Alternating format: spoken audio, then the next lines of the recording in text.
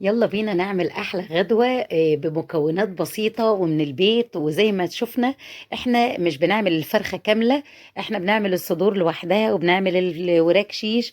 دي مرات ومرات بقى بنشتاق ليها وهي بحالها كده، ونسلق ونحمر ونشوي.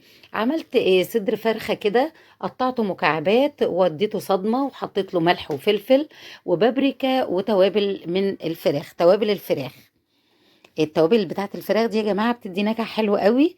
كان عندي مكرونة شرايط سلقتها، وشوية مشروم باقيين برضو من أكلة قبل كده شوحتهم معاها، وده طبعا اختياري. لايك لايك لايك يا جماعة، مش قادرة أقول لكم اللايك بيعمل إيه في الفيديو.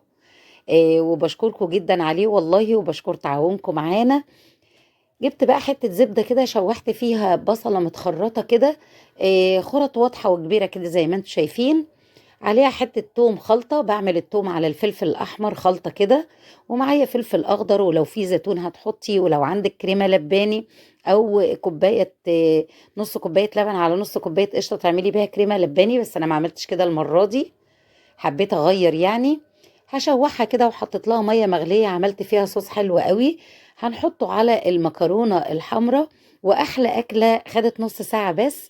جربوا كل حاجة في البيت يا جماعة واعملوا لنا لايك، مش قادرة اقول لكم اللايك ده بيفرق معانا قد ايه. اكلة لذيذة جدا وسريعة جدا، شايفين المشروم بقى وشايفين الحاجات الحلوة اللي فيها، جربوها مش هتندموا.